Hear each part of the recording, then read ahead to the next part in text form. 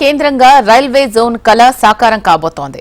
విశాఖ కేంద్రంగా భవన నిర్మాణానికి టెండర్లు ఆహ్వానించడంతో మరో ముందడుగు పడింది. 3 సర్లోవా వద్ద జోన్ కోసం భూమి కేటాయించడంతో కార్యాలయ నిర్మాణాలకు శ్రీకారం చుట్టారు.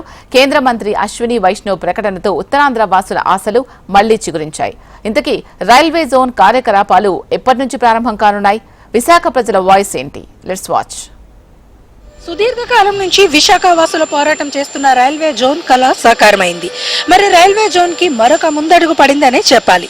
12 అంతస్తుల భవన నిర్మాణాల కోసం ఇప్పటికే రైల్వే మినిస్టర్ నిధుల్ని కేటాయించడంతో పాటు తన ఎక్స్ లో ఒక పోస్ట్ ను కూడా రిలీజ్ చేయడం జరిగింది.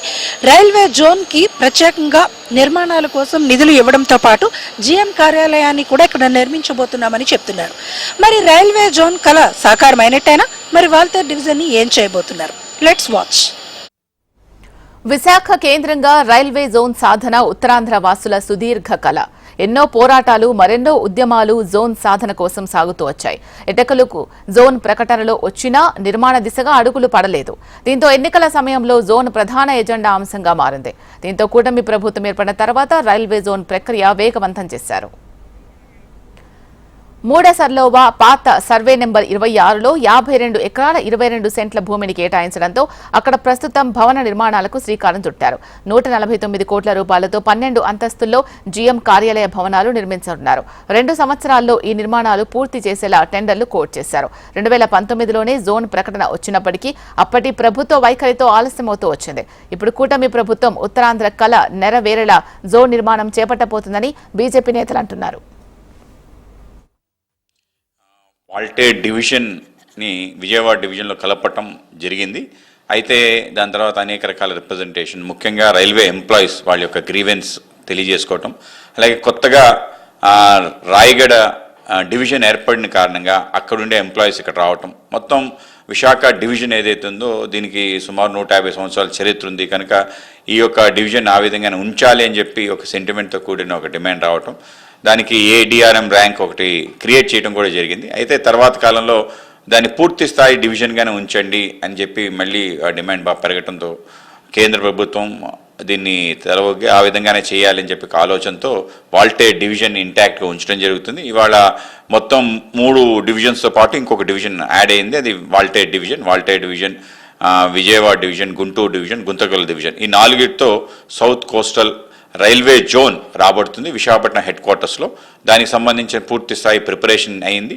3 సర్లోవాలో 59 ఎకరాల స్థలం ఇవ్వటం జరిగింది. అది కొంచెం మార్షీ ల్యాండ్ అని చెప్పి కొంచెం తర్జన పడుతున్న సందర్భంలో ఏదైతే అయింది దాంట్లో ఉండే మనం మంచిగా ప్లెయిన్గా ఉండి కొంచెం ఎర్త్ సాలిడ్గా ఉండే ప్రాంతం ఏదైతే ఉందో దాంట్లో కన్స్ట్రక్షన్ మొదలు పెడదామని చెప్పి కన్స్ట్రక్షన్కి దానికి అంకురార్పణ జరిగింది. ఆ విధంగా ప్లాన్ అన్నీ కూడా రెడీ అయిపోయింది, డిపిఆర్ రెడీ అయిపోయింది, దాని అప్రూవల్ కూడా అయింది.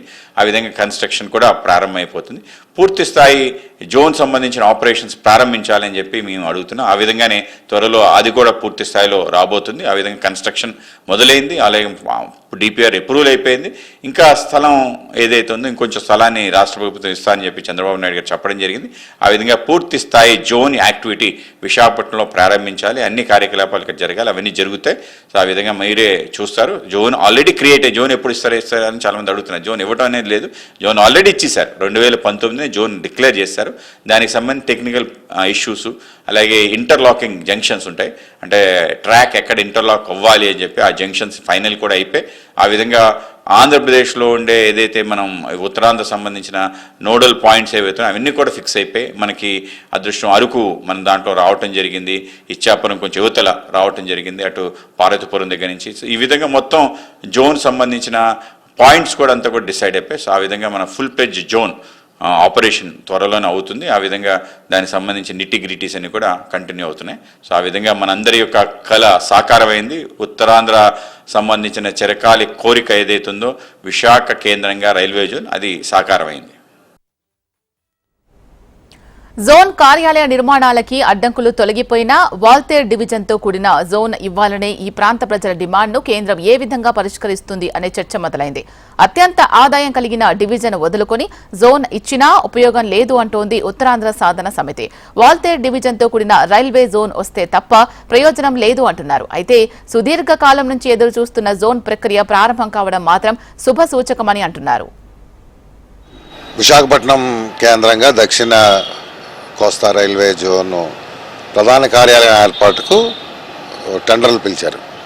ఈ మొత్తానికంటే 2019 ఫిబ్రవరి 27వ తేదీన అప్పటి రైల్వే శాఖ మంత్రి పీయూష్ గోయల్ ప్రకటించిన రైల్వే జోను ఇప్పుడు ఒక అడుగు ముందుకు పడినట్టు, నెలల తర్వాత ఒక అడుగు ముందుకు పడింది. అయితే విభజన చట్టం ప్రకారం రైల్వే జోన్ అయితే ఇచ్చారు, కానీ ఈ రైల్వే జోన్ వల్ల ఉత్తరాంధ్ర ప్రజల కళలు సాకారం అయినట్టు కాదు. ఉత్తరాంధ్ర ప్రజలు కోరుకున్నది వాల్తేరు డివిజన్తో కూడిన రైల్వే జోన్. అయితే పీయూష్ గోయల్ గారు అప్పట్లో ప్రకటించినటువంటి రైల్వే జోన్లో విజయవాడ, గుంటూరు, గుంతకల్ ఈ 3 డివిజన్లతోనే రైల్వే జోన్ ప్రకటించారు. అందులో కేవలం విశాఖపట్నం సిటీ మాత్రమే ఈ రైల్వే జోన్ పరిధిలో ఉంటుంది. మిగిలిన ప్రాంతం అంతా ఉత్తరాంధ్ర మిగిలిన వాల్టేర్ డివిజన్ మొత్తం ఎప్పటిలాగే తూర్పు కోస్తా రైల్వే జోన్లో ఉండిపోతుంది. దీనివలన రైల్వే పరంగా ఉత్తరాంధ్ర ప్రజలు దశాబ్దాల తరబడి ఎదుర్కొంటున్న సమస్యలు అదేవిధంగా అలాగే ఉండిపోతాయి. అసలు విభజన చట్టంలో రైల్వే జోన్ అంశాన్ని చేర్చడానికి ప్రధాన కారణం విశాఖపట్నం కేంద్రంగా ప్రత్యేక రైల్వే జోన్ ఏర్పాటు చేయాలని ఉత్తరాంధ్రలో జరిగినటువంటి ఉద్యమాలు. అయితే ఆ ఉద్యమాల ఫలితంగా జోన్ అయితే ఇచ్చారు, కానీ ఈ ప్రాంతానికి మాత్రం తీరని అన్యాయం జరిగింది. ఈ విషయం అశ్విని వైష్ణవ్ గారి దృష్టికి కూడా లాస్ట్ టైం తీసుకువెళ్ళాం. ఎన్నికలకు ముందు ఆయన విశాఖపట్నం వచ్చినప్పుడు స్టేక్ హోల్డర్స్తో ఈ డివిజన్కి సంబంధించి ఒక సమావేశం ఏర్పాటు చేస్తామని చెప్పారు. అయితే ఇప్పటివరకు ఆ తర్వాత ఎన్నికలు రావడం, ఎన్నికలు అయిన తర్వాత ఇప్పటివరకు జరిగిన పరిణామాలతో అలాంటి ప్రయత్నాలు ఏం జరగలేదు. సో గతంలో ప్రస్తుత ముఖ్యమంత్రి చంద్రబాబు నాయుడు గారు కూడా తలనరికి మొండం మాత్రమే ఇచ్చారు అని ఈ రైల్వే జోన్ గురించి ప్రస్తావించారు. కాబట్టి అదేవిధంగా కేంద్ర మంత్రి రామ్మోహన్ నాయుడు గారు కూడా అప్పట్లో పార్లమెంట్లో వాల్టర్ డివిజన్తో కూడిన రైల్వే జోనే కావాలని డిమాండ్ చేశారు. కనుక ఇప్పుడు ఇదే రైట్ టైము. అంటే వాల్టర్ డివిజన్ని యథాతథంగా తూర్పు కోస్తా రైల్వే జోన్లోని కొనసాగిస్తే ఉత్తరాంధ్ర ప్రజల కళ సాకారం అయినట్టు అవుతుంది. అదర్వైజ్